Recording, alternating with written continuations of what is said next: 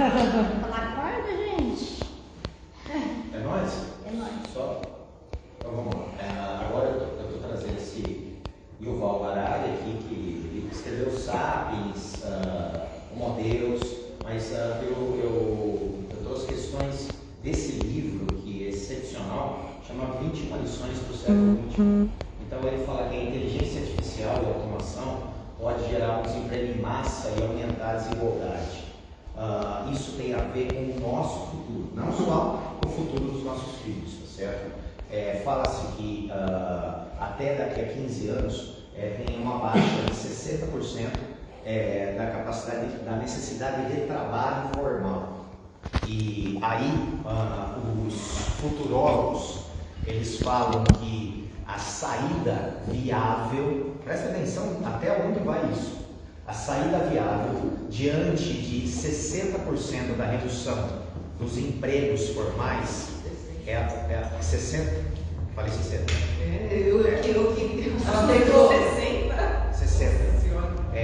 Vai gerar um problema sério na estrutura do mundo, principalmente a estrutura do mundo capitalista, consumista, e que existe uma tendência das grandes corporações, não só as big techs, mas as big organizações, elas pelo excessivo lucro e retenção de capital contribuírem com um fundo multinacional de renda mínima para as pessoas que estão sem trabalho e administrados pelos países, desde que a gente vença o descaminho e a corrupção e que esse dinheiro chegue dessas grandes corporações detentoras da lucratividade do capital e possa gerar essa renda mínima para essas pessoas que não estão trabalhando.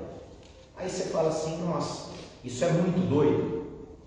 Que a inteligência artificial, a automação e a robotização vai roubar empregos é uma verdade inevitável. A possibilidade de renda mínima para a manutenção do sistema e não gerar o caos na humanidade é uma coisa possível. E aí eu fiquei pensando se era possível e fui fazer um levantamento. Aqui no Brasil somos em 220 milhões. Desses 220 milhões, nós temos 36 milhões de pessoas recebendo o benefício da Previdência Social, que são os benefícios de aposentadoria variados.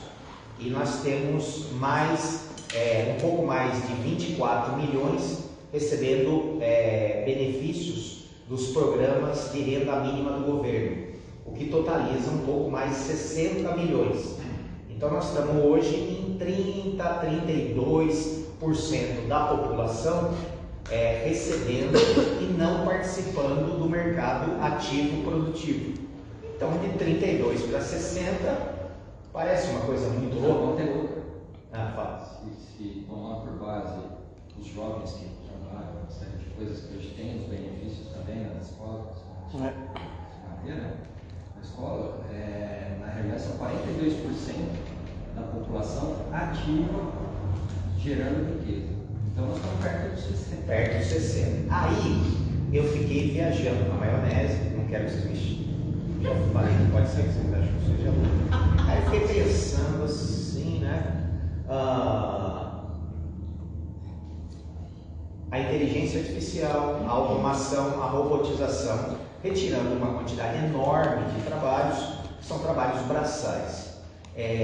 Os trabalhos que vão ser residuais a isso são trabalhos envolvendo mais interações pessoais, mais criatividade, relações de cuidado, trabalhos que tenham algum tipo de interação, porque os trabalhos automatizados, processuais, operacionais, eles vão ser substituídos por inteligência por máquina. Isso é inegável, não dá, não é ser, é quando só. E já tem um percentual, vai aumentar. E aí eu fiquei pensando como que é no nosso lar. Nosso lar tem fábrica? Não. Escritório de contabilidade também não, tá certo? Existe trabalho no nosso lar, numa coluna espiritual? Existe. Existe o trabalho dos professores, dos artistas, dos enfermeiros, dos socorristas, do pessoal que trabalha com a questão de alimentação. Então, existe sim um tipo de trabalho nessa dimensão espiritual. Esse trabalho é remunerado? Segundo André Luiz, existe uma remuneração, que é o bônus hora, que é uma compensação pelo esforço, que gera um merecimento para que esse sujeito possa usufruir de algum tipo de benefício de acordo com o esforço que ele empreendeu.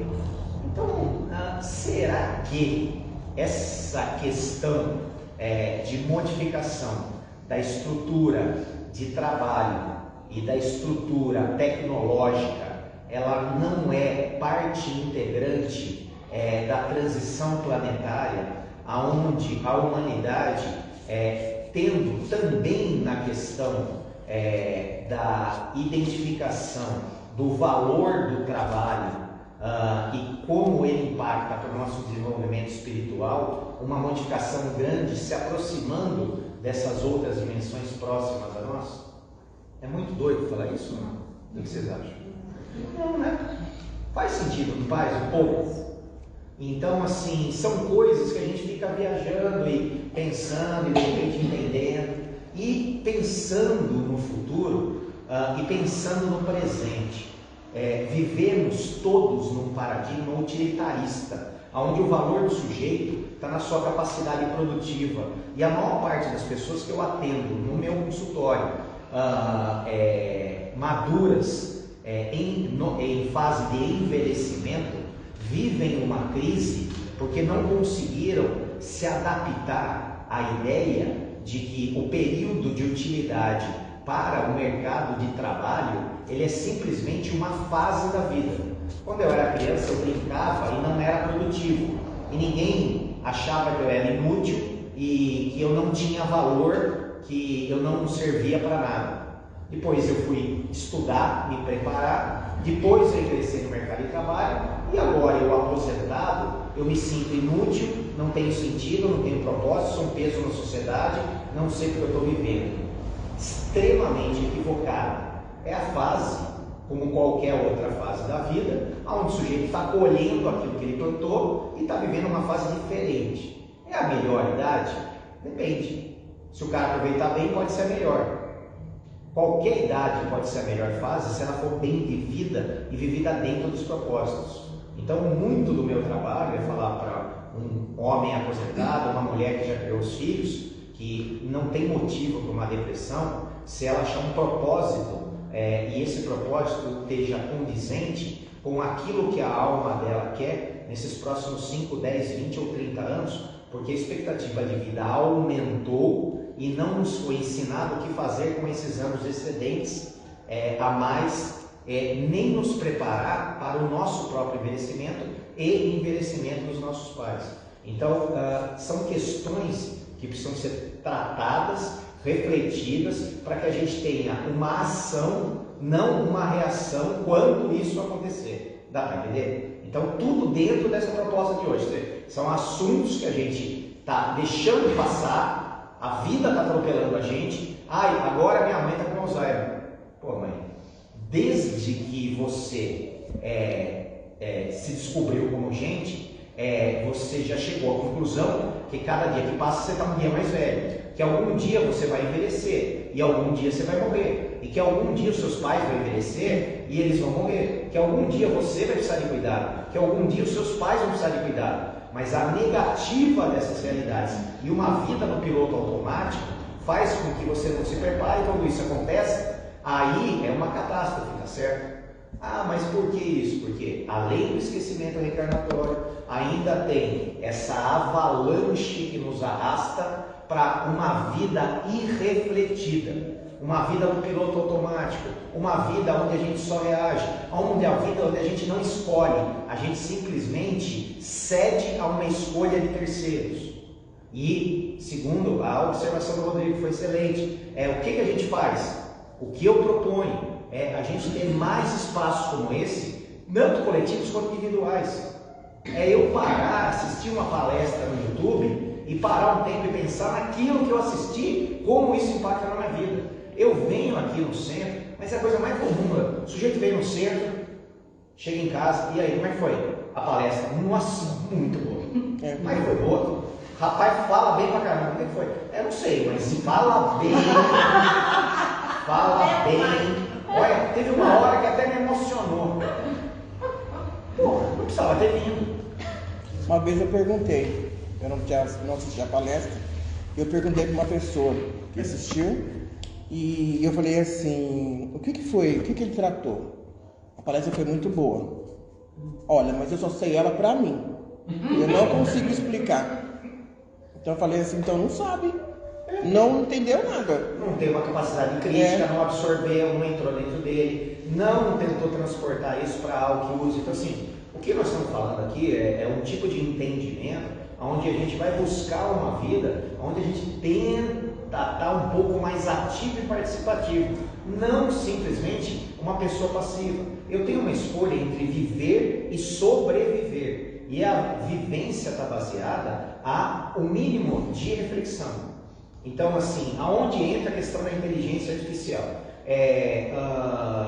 Um sujeito lá inventou uma coisa, um tal de Mark Zuckerberg, ele inventou um programa que tinha como finalidade as pessoas se comunicarem, encontrarem pessoas da escola, parentes agregados, eu colocar algumas coisas para compartilhar, um objetivo elevado, positivo. Aí veio um espírito umbralino e inventou uma coisa chamada algoritmo. Significa o quê? Eu subverter a utilização positiva de uma rede social, fazendo uma análise do que é de maior interesse para a pessoa, e a partir desse maior interesse expor ele ao mesmo tipo de conteúdo, para que quanto mais eu mostro o que ele gosta, mais tempo ele passa aqui. E fazer uma avaliação a partir das sutilezas daquilo que ele está assistindo, quais são os interesses passíveis de serem vendidos produtos que são produzidos pela sociedade de consumo capitalista, para fazer a roda girar. E é só isso? Não. Também existe uma questão relacionada a coisas mais sutis. Uma pesquisa que eu fiz sobre tênis, fica aparecendo tênis uma semana, tá certo? Se eu falei sobre tênis, ele ouviu e vai me mostrar tênis aqui. Mas isso existe ou a teoria da conspiração? Existe, e eu posso mostrar onde está. Em configurações, existe uma opção lá de permissões, onde você habilita a utilização das imagens que estão aqui dentro, arquivos e sons e áudios durante o aplicativo ou de forma geral. Se eu for dando aceitar, de forma geral. E aí eu falo aqui para vocês, por exemplo, colchão de mola. Se esse aplicativo aqui tiver habilitado para isso, ele vai me mostrar várias propagandas de colchão de mola e isso me estimula a compra. Então, assim, existe uma tendência à utilização disso daqui e o algoritmo ele trata o quê? Quanto mais tempo eu passar com isso daqui, mais isso vai me levar. E mais tempo com mais informações superficiais. Então essa é uma questão. Agora, e a parte positiva? A parte positiva, ela é sensacional. Exemplo. Esse daqui é o Gemini. Eu uso o Gemini, que é a inteligência artificial mais humana, mais interativa de todas que eu já testei, tá certo? Oi? Olá, tudo bem? Como posso? Eu fui convidado para... Você tem alguma coisa? A velocidade da internet influencia bastante, tá? Eu fui convidado para dar uma aula na evangelização infantil sobre a parábola do semeador. Você poderia me sugerir algum tipo de atividade para eu fazer com as crianças para fixar esse conteúdo? Elas têm de 8 a 11 anos. Que legal que você vai dar essa aula. A parábola do semeador é ótima para essa faixa etária. Uma ideia é fazer um jogo da memória com imagens da parábola. Você pode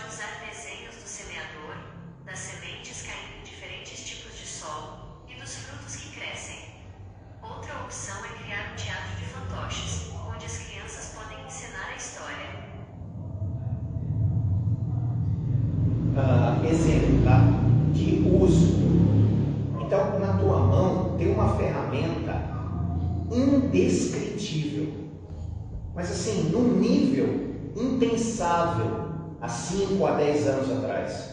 Isso daqui tem um nível de importância e a gente não educado a possibilidade de utilização para a nossa educação da alma acaba perdendo e se utilizando disso como algo que nos sustenta nesse piloto automático, nessa aceleração, que quando você vê, a gente já está de novo se preparando para o Natal, que é o que vai acontecer, certo?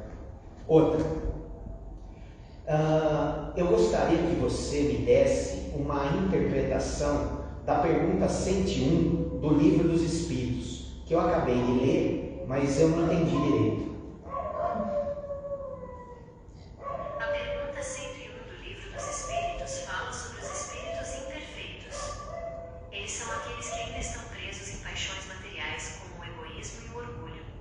Esses espíritos têm uma intuição de Deus, mas ainda não compreendem completamente a natureza divina.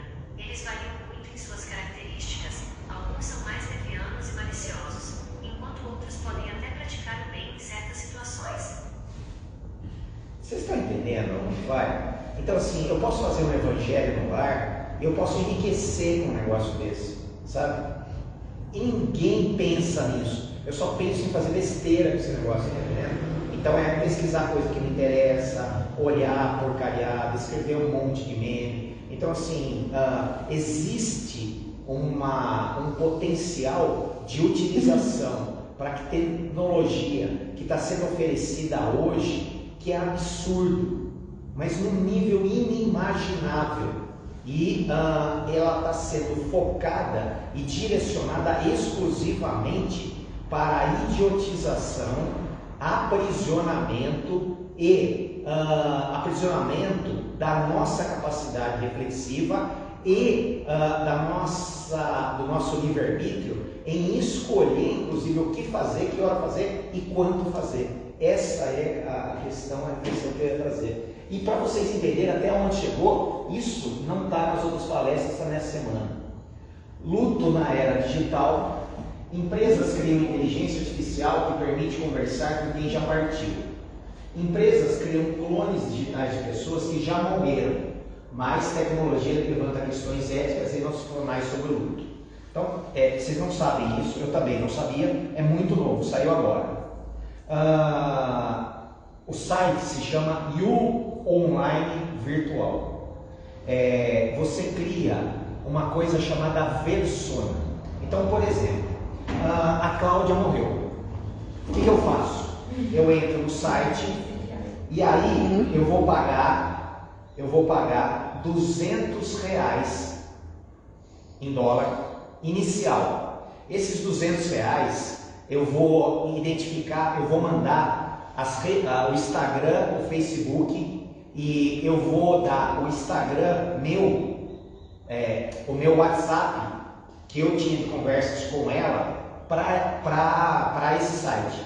Habilitei o WhatsApp das minhas conversas, Instagram, Facebook, se ela tinha YouTube. Tá. Esse site online vai pegar tudo isso daí e vai montar uma imagem virtual da Cláudia, com as fotos e vídeos dela. Vai pegar as gravações de voz dela, das mensagens que ela mandou, e vai criar uma voz artificial dela, inteligência artificial. Vai pegar as conversas que a gente teve, com os apelidos, os tons, as brincadeiras, as brigas, o jeito dela, com aquilo que ela gosta de fazer. E aí, eu pagando R$40 por mês, eu tenho a possibilidade de entrar na minha conta, chamar ela como se eu estivesse ligando, porque eu recebo um número. Eu ligo e eu posso fazer uma chamada de vídeo e aparece o personagem dela morta em inteligência artificial com a voz dela conversando comigo. E todas as conversas são armazenadas para que da próxima vez, quando eu ligar, ela continue da onde parou. A última vez você contou que a tua mãe tinha ido no médico, deu tudo certo? Olha o que estamos vivendo. Eu quero. Vocês estão entendendo? Dá para acreditar numa coisa dessa? Olha, isso é uma coisa de inteligência artificial. Isso já está funcionando. Agora, o que a gente tem? Lá nos Estados Unidos... Vai ter que colocar. Acabou a bateria? É. Vai ter que colocar, senão vai acabar. Leva assim, põe em cima, não é? Aí se dá um zoom.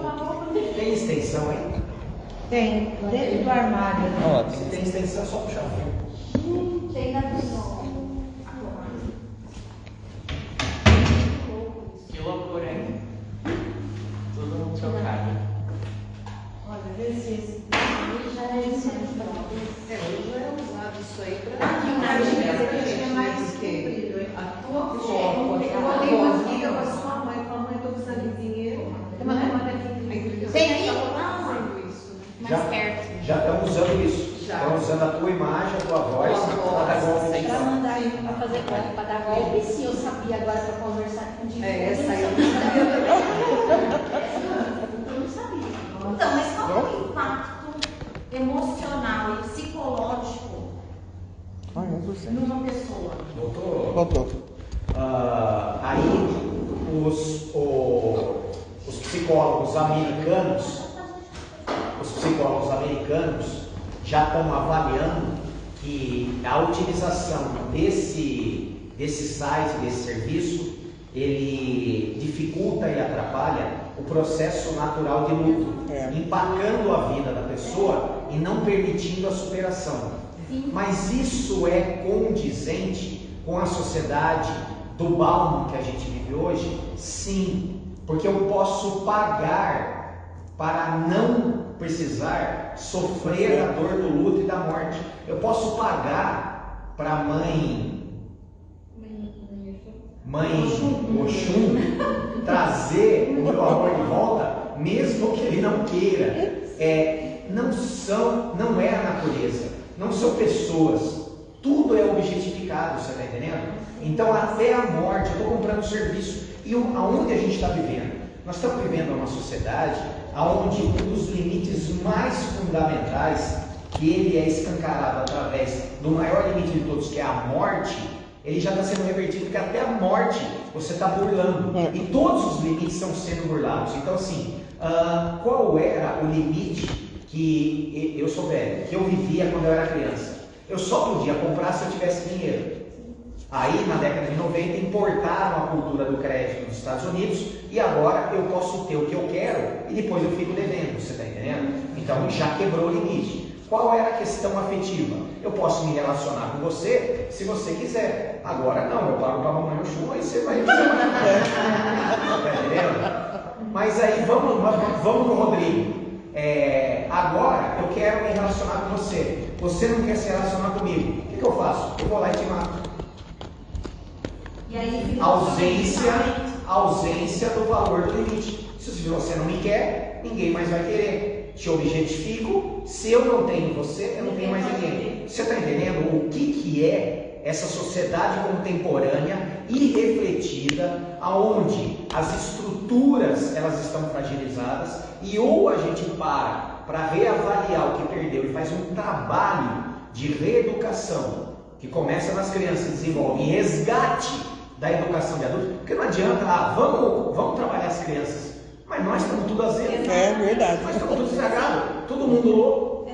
Pô, 60% das pessoas faz uso de medicação psiquiátrica, 60 a cada 10, 6. Tem dados horrorosos, pelo amor de Deus.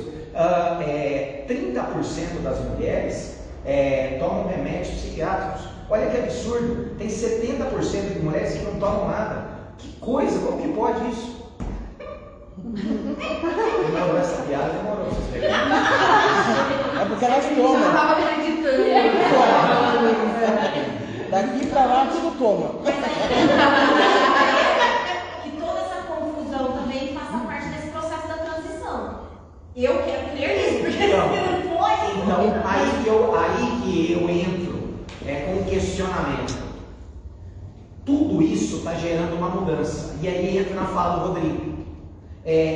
Se você entrar nessa mudança de forma consciente e alinhada com valores de evolução, isso vai funcionar. Mas pelo que eu estou estudando e pelo que eu entendo como pessoa, se a gente não entrar, vai ser necessário terremotos, guerras, conflitos, fome e uma série de porcariada, porque ou você aprende pelo amor ou pela dor, ou nós passamos para um planeta regeneração, pegando essas mudanças e nos apropriando positivamente delas, ou vai dar um chabu aqui, desencarna 2/3 na população e 1/3 que sobra está alinhado com a frequência vibratória e segue em diante. E cara, o que eu li do Rick Medeiros e que me fez montar essa palestra foi o seguinte: a transição planetária está aqui, ó. Rick Medeiros é um autor escrito. E os livros dele são sensacionais. Se vocês lerem, são sensacionais. O livro do cara é fora da curva, tá? Ele foi diretor artístico do SBT. Ele é sensacional, cara. Na transição planetária tem 2 lugares que você pode ocupar: o de consolador ou de consolado. A coisa está mudando. Se você estiver consciente, você vai estar ajudando as pessoas a atravessar. Se você não estiver consciente, você vai precisar que alguém te ajude. Tomara que você consiga, porque senão não é aqui, velho, você vai para outro canto. Então assim, aqui não tem ninguém tão ruim que vai, não, mas e lá fora? Então assim, como que é a nossa posição? Então esse chamado aqui, são poucas pessoas que estão aqui, mas eu confio que sejam elementos multiplicadores, a partir em primeiro lugar de exemplo, porque é o exemplo que arrasta. Não adianta eu falar e não fazer. O sujeito tem que olhar a minha vida e falar assim: o que o Maurício faz na vida dele? Ele ocupa desse jeito. A vida dele está boa, está indo para o certo, então vou fazer igual ele. Pronto. Agora não adianta eu falar uma coisa e fazer outra. A gente está indo para o outro lado. Então, assim, que a gente aproveite essas conversas nesse sentido, no sentido de um direcionamento mais objetivo. E esse sentido de resgate. Então, assim, se houver um resumo para essa palestra, precisamos resgatar as bases estruturais, porque a mudança é tão grande, tão rápida, que por não saber o que vai ser, não tem como se preparar. Tem como criar uma base para, de acordo com o que tiver, a gente ter recurso para poder lidar com isso. Quem? Eu, a minha mulher, meus filhos, meu sobrinho, meus alunos, o pessoal que eu dou palestra, todo mundo.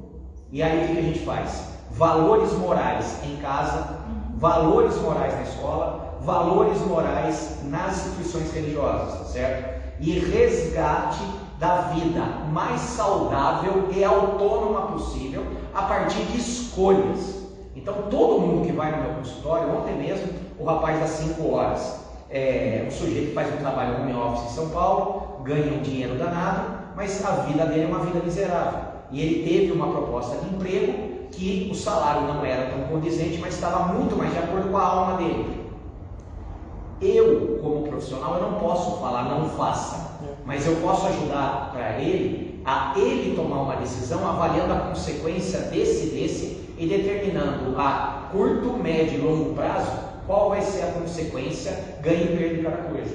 Graças a Deus é um cara iluminado que conseguiu fazer a melhor escolha e ir para o emprego que era mais condizente com aquilo que a alma dele pedia, que era o aspecto vocacional dele. E aí ele saiu da onde ele estava e voltou para o trilho. E voltando para o trilho, esse cara não vai precisar de remédio, não vai precisar mais nem de terapia, nem de nada. Por quê? Porque ele chegou o cliente.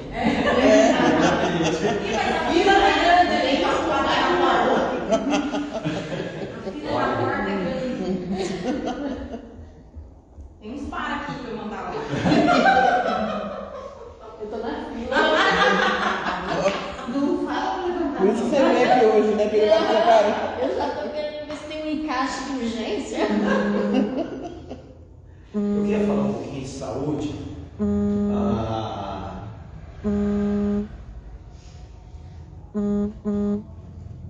O Brasil é o 6º maior consumidor de remédio do mundo. China é 1,5 bilhão de pessoas, né? Índia está com quanto? 1 bilhão e... me fugiu. Bom, cada vez que você olha, tem uma farmácia nova em algum lugar. Que que fenômeno é esse? Tá certo? É o fenômeno de uma indústria de adoecimento. Então, assim, o capital ele vai migrando para onde existem brechas. E essa é uma das brechas. 89% das medicações no Brasil são entregues sem prescrição. Então, a farmácia é uma boutique que serve para o mundo contemporâneo para que você não precise vivenciar nenhum tipo de dor. E a dor, ela faz parte da nossa condição evolutiva atual. O sofrimento é uma escolha, mas a dor é inevitável.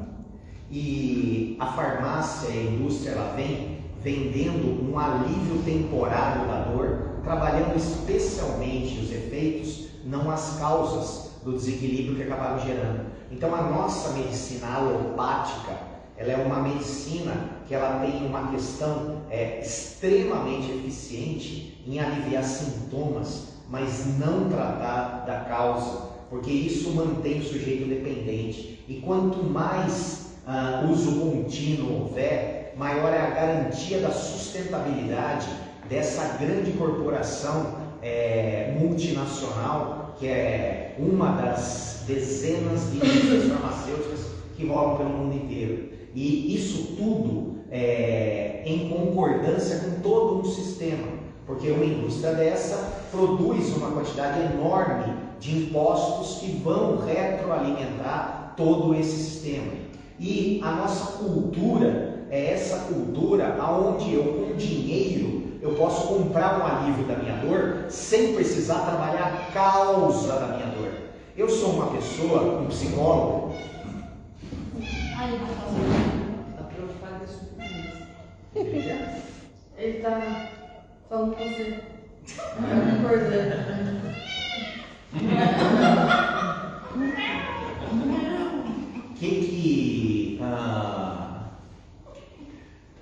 Pelo amor de Deus, agora perdeu.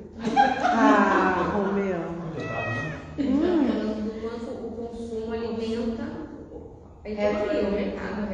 Pra perfeito, cheia, não pra causa. Vai perfeito e não para legal. Eu era a favor, eu sou totalmente a favor da utilização de medicação alopática, no caso dos adoecimentos mentais que chegam no meu consultório. Por quê? Porque só quem teve uma depressão, quem teve uma crise de pânico, sabe o quanto que a dor na alma dói muito mais do que a dor no corpo. Porém, é uma medicação temporária para que o sujeito tenha o equilíbrio necessário para poder investigar as causas que geraram esse desequilíbrio fisiológico. Não tomar remédio a vida inteira, escondendo o efeito e cada vez piorando mais. E esse mesmo movimento, ele acontece na vida da gente em múltiplas áreas. Então eu posso dizer para vocês que isso que acontece na indústria farmacêutica não deixa de ser uma metáfora para todos os outros sistemas da sociedade contemporânea, tá certo? Então, o que nós temos aqui? Nós temos a consolidação do quê? O ser humano, ele precisa de afeto, tanto quanto uma planta precisa de água. Senão, ele murcha, deprime e morre. É da natureza humana. Só que aí, o que você tem? O sistema, ele se aproveita da rede social, seja o WhatsApp, seja o Instagram, o Facebook, para quê? Aquela mulher, ela está em casa, ela está deitada sozinha na cama, é sábado à noite, ela está solitária, mas ela está postando uma foto no Instagram e está recebendo um coraçãozinho. Ela está mandando um monte de boa noite e está recebendo algumas respostas. E ela tem a sensação de que ela não está sozinha, mas ela está sozinha. Então, afetivamente, é uma mentira que não tem o resultado de alimentação do aspecto afetivo, gerando uma consequência de adoecimento da alma e adoecimento físico também. E o sistema é feito justamente para isso. E que mais? Então, em vez de eu socializar, de eu sair para comer um lanche, eu peço o lanche em casa. Em vez de eu ir no cinema, a Netflix tem o meu catálogo lá, que eu vou assistir e vai me mostrar aquilo que eu gosto para ficar. O meu aplicativo de compra de livro, a partir dos livros que eu já comprei, ele mostra aqueles que já são do meu gosto, me tirando a possibilidade de aprender coisas novas. Existe um aprisionamento para que haja essa repetição. E aí a gente perde uma espontaneidade que é um princípio de equilíbrio e de saúde. Como eu falei, na época do meu pai tinha de dia e de noite. Na época do meu pai, além disso, tinha um negócio que chamava visita. Não sei se vocês lembram disso daí. Uma coisa antiga. Era quando, visita, para quem não sabe, é quando uma pessoa ia na casa da outra. Vocês lembram disso? Tomar café. E aí tinha uma pessoa que vinha na nossa casa também. Aí ela chegava lá sem avisar. Aí tocava a campainha e você não ficava puto. Não. Nem fazia de conta que você não estava. Aí a pessoa entrava, por quê? Porque é da natureza das relações a visita. E aí a pessoa entrava, você passava um café, sempre tinha um pedaço de bolo, alguma coisinha, sentava, conversava. Conversava 1h30, 2 horas, 3 horas sobre o quê? Qualquer coisa, não importa. Porque não é o teor da conversa, se é edificante, se não é, se é fofoca, qualquer coisa. É o contato humano que satisfaz. E essa pessoa, as duas saíram mais saudáveis dali. Então esse entendimento ele é substituído. Então a nossa sociedade ela vai criando mecanismos para que de alguma forma tudo aquilo que nos é necessário afetivamente, psiquicamente, espiritualmente, fisicamente até, seja substituído e trocado por aquilo que é dentro de um padrão consumista e capitalista dentro dessa sociedade líquida do Bauman, aonde tudo é mediado por dinheiro, não é mediado por uma troca equilibrada e afetiva, que é contrária à nossa natureza. Então, tudo que tem a ver com a nossa vida, ela sai de um padrão de relação natural de troca para uma relação de interesse econômico para poder girar essa grande máquina. E ou a gente muda isso, ou alguma coisa grande acontece para que isso se rompe de alguma forma. E a questão da saúde está dentro dessa história. Somos o primeiro do mundo em uso de ansiolíticos, 34% aumento desse. E aí eu venho trazer o exemplo do Chile. A gente foi para o Chile fazer um passeio, e aí era na época daquela presidente Bachelet. E uma das medidas dela foi o seguinte: determinar que a indústria alimentícia reduzisse os teores de sódio, de sal e de açúcar nos alimentos e colocasse os avisos de alto, baixo e médio teor de sal e de açúcar em cada alimento. E quem não abaixasse iria ter uma tributação mais elevada. Depois de 1 ano e meio de implementação disso, eles conseguiram mensurar diminuições de 35% a 40% na incidência e gastos governamentais na saúde pública em diabetes e hipertensão e doenças coronárias e cardíacas. Então, eu queria que vocês entendessem que, às vezes, uma decisão política, ela tem uma repercussão em saúde, você está entendendo? Agora, o nosso sistema aqui no Brasil, ele tem esse interesse? É lógico que não. Quanto mais doente é a população, maior é o movimento da indústria farmacêutica, maior a arrecadação de impostos, maiores são os lobbies que vão estar bancando as campanhas dos deputados e senadores. E o que mais? Não tem nada que dá mais voto do que fazer postinho em bairro pobre. Então, quanto mais população doente, aí está o candidato ou o prefeito pedindo a sua reeleição. Olha, nós abrimos aqui mais um postinho, então agora esse bairro tem postinho. Olha, agora nós contratamos médico, fizemos o mutirão da catarata. Então, em vez de trabalhar a prevenção ao adoecimento, quanto mais gente lascada, melhor, porque saúde dá voto. Dá para entender isso? Isso vale para a segurança, vale para a educação. Então, existe em cada uma das áreas, a área do Rodrigo, o desaparelhamento da Polícia Civil, não tem nem o que falar, né? Melhorou bastante. Melhorou? Assim, porque durante um tempo era assim, né, sem reposição de material humano, nem de material de trabalho, né? Então você vê, estado de São Paulo, outros estados, uma decrescente absurda, né? Então assim,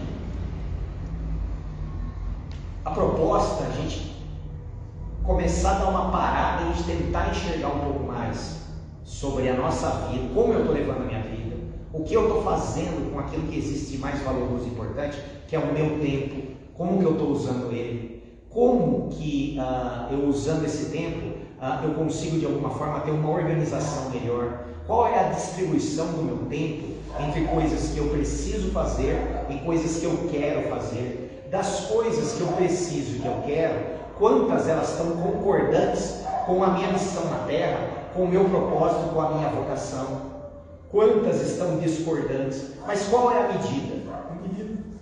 A medida é muito simples. Todas as vezes que você faz alguma coisa que é contrária à tua essência, existe um princípio que se chama consciência, que de alguma forma vai lhe gerar um questionamento. E se por um acaso você for teimoso e não ouvir a sua consciência, a sua alma, como eu falei para o Rodrigo, ela automaticamente, pela lei da atração, ela vai atrair algum tipo de desequilíbrio, adoecimento, para que você, através da dor, tenha um sinal de alerta que você está caminhando no caminho errado para voltar para o caminho certo. Está claro isso? E quanto mais tempo você se dedicar, 15 minutos, 20 minutos, meia hora, para a sua meditação, para as suas orações, para uma leitura e depois um tempinho de reflexão, para um vídeo e um tempinho de reflexão, para um café com Jesus Cristo. Como é que é o café agora? Café com Deus Pai. Café com Deus Pai e uma reflexão. Está na moda agora. Está na modaça. Eu faço. Eu acordo 4 horas, ela sabe disso. Eu acordo 4 horas da manhã. Tenho uma rotina de fazer skincare meu. Eu coloco uma bacia de água gelada para a pele ficar colágena. Eu percebi que melhorou. Passo os cremes. Aí depois eu faço atividades físicas, assisto o Café com Deus Pai. 8 horas da manhã você eu já posso, entendeu? Tomo um café balanceado, com chia, né? Isso é exatamente isso. Então, tudo modinha, né, galera? Tudo modinha para girar o comércio. Bom, voltando lá na nossa conversa. Seja de manhã, na hora do almoço, de noite, um momento onde você tem esse encontro, ele é fundamental, certo? E também essa observação, a relação dentro da minha ambição e perspectiva, quais são os meus desejos e sonhos? Porque existe nessa sociedade contemporânea um carpe diem, que é o viver o momento, mas a nossa alma tem um princípio evolutivo e a ambição é uma qualidade saudável e é diferente de ganância, de querer coisas materiais. Ambicionar é querer mais felicidade, mais paz, mais sabedoria, menos dor, melhores relacionamentos, mais oportunidades de trabalho. Essa ambição, ela acaba sendo diminuída justamente por esse processo de retroalimentação de atividades de correria, todo esse tipo de coisa. Então, se eu paro, eu começo a me escutar. O que eu quero para mim agora? O que eu quero para mim o ano que vem? O que eu quero? Qual é o meu projeto daqui a 5 anos? Aonde eu me vejo? De que forma que eu me vejo? De todos os sentidos, inclusive fisicamente, que a gente trabalha isso. Tem uma outra moça que se chama Luciane, que é uma fisioterapeuta que faz um projeto com a gente lá. A tua saúde daqui a 5 anos depende de como você está no seu corpo hoje. Daqui a 10, daqui a 20, quando você tiver 70, se você cuidar direito da sua saúde, você vai estar ótimo. Se não, você botar um caco na cama. Então essa ideia é assim. Mas como é que eu faço isso? Se eu viver no piloto automático, eu só vou me dar conta quando estiver na cama. Mas se eu tiver uma vida reflexiva, se eu tiver ciente e ativo nas minhas escolhas, aí eu tenho um compromisso maior com os resultados e consequências dessas escolhas e a vida vai para o caminho que eu desejo. E se eu sou um cara espírita, kardecista e cristão, naturalmente a doutrina é a luz por onde eu devo seguir. Concorda? Dúvidas? Na questão ali das pessoas ansiosas e depressivas, muitos nem ainda se atentaram que elas são ansiosas, né? Elas não percebem que elas têm até eu vejo às vezes alguns jovens falando, eles têm uma velocidade na fala que eu tenho que pedir para repetir porque eu não entendi. Então eu vejo essa coisa, sabe, de atropelo. E aí você pergunta, você é ansioso, né? Sou. Você acha? Eles ouvem os áudios acelerados. É uma coisa. Não tem paciência da gente. Eu falo devagar, né? Mole, assim, né? Mas fala logo, tô com pressa. Então, eu não sei se isso é realmente uma ansiedade, ou se é uma correria, se é o momento deles, né? Mas eu vejo muito isso, sabe? Eu me aposentei faz 10 anos já, eu era professora. E eu já via isso lá 10 anos atrás, como você falou. De 10 anos para cá, muita coisa já mudou. Então, eu vejo assim e falo, puxa vida, que pena, né? Porque eu sou uma pessoa ansiosa, eu tenho, né, terapias, até origoterapia, tudo que eu posso fazer para me ajudar. Mas, sim, né? Eu tive no liceu há umas 3 semanas atrás para fazer uma palestra para o pessoal de eventos, um curso de eventos. Né? Aí os alunos estavam contando que quando houve a proibição do uso de celulares no liceu, houve uma celeuma lá. Só que depois de umas 2 semanas eles já começaram a se adaptar a essa mudança e desenvolver nos intervalos das aulas vagas e nos recreios, né, que são os intervalos, outras atividades. Já interagiam mais, já iam mais para a quadra, já tinham outros tipos de entretenimento que geravam uma interação maior. Aí um deles falou assim, a única coisa que a gente não tinha mais era a fotografia, porque era muito comum ficar tirando selfie, foto de tudo. E aí um dos meninos teve a ideia de pegar a máquina fotográfica que tinha lá na casa dele, porque a máquina fotográfica não é proibida. Hoje ele tem brasileiro, é uma merda. Aí ele levou a máquina fotográfica e aí todo mundo começou a levar a máquina. E aí passou a ser uma diversão e aí os professores começaram a aproveitar as fotos e começaram a ensinar eles técnicas de fotografia e fizeram inclusive uma exposição das fotos que tinham lá e o quanto que isso estava melhor para eles. E aí o coordenador dos cursos falou que tinha uma média de 15 alunos com crise de pânico por semana. Nossa. E esse número caiu para 3. Então, para você ver o quanto que isso daqui é ansiogênico e gera uma aceleração, porque um adolescente numa fase de transição, ele tem, além do seu córtex pré-frontal não formado, que só se forma aos 23 anos, ele tem um imediatismo, ele tem uma certa dramaticidade, ele tem uma inabilidade de lidar com alguns hormônios, ele ainda não tem um repertório emocional de enfrentamento, de resiliência.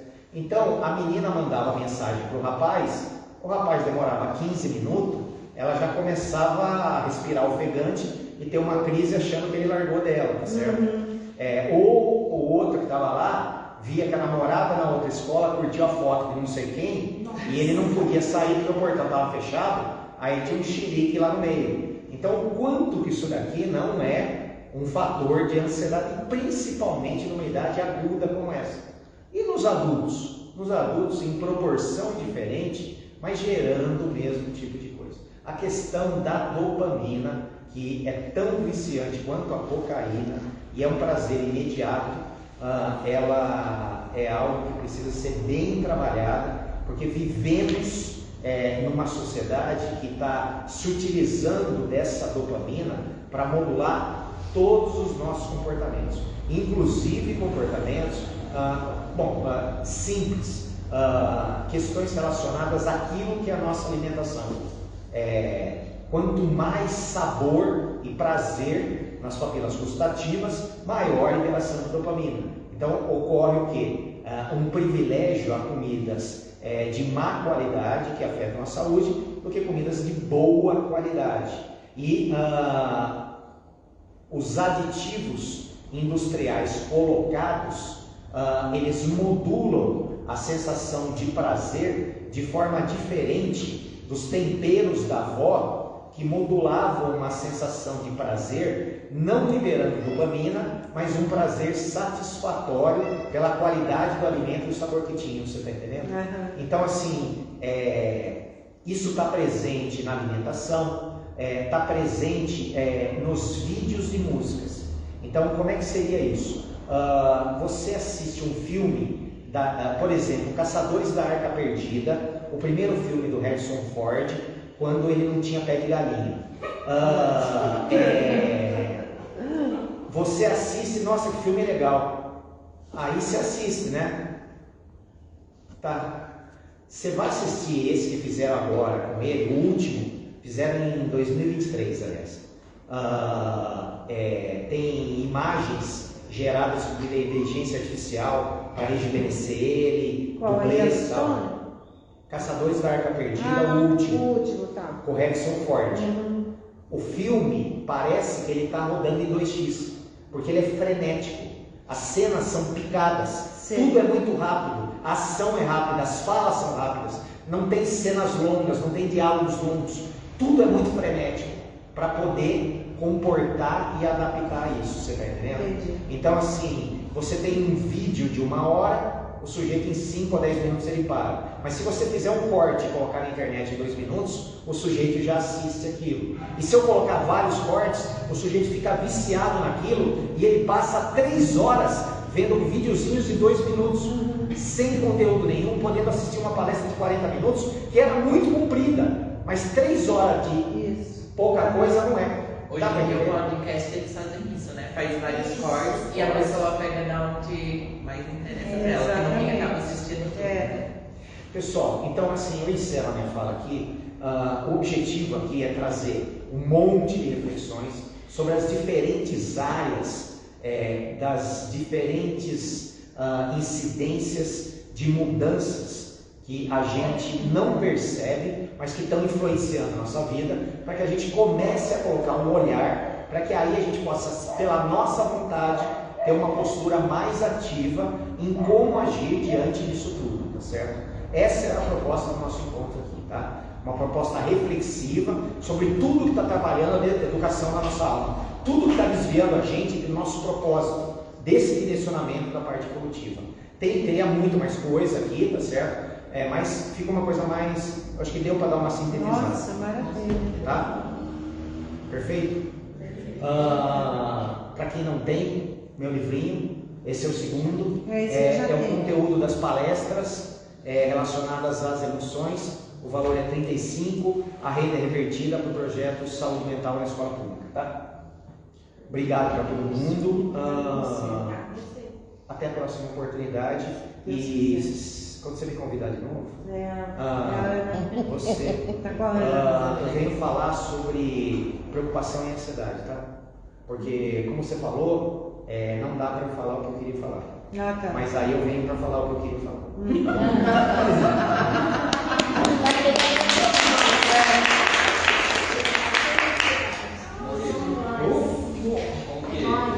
Vamos fazer uma pop?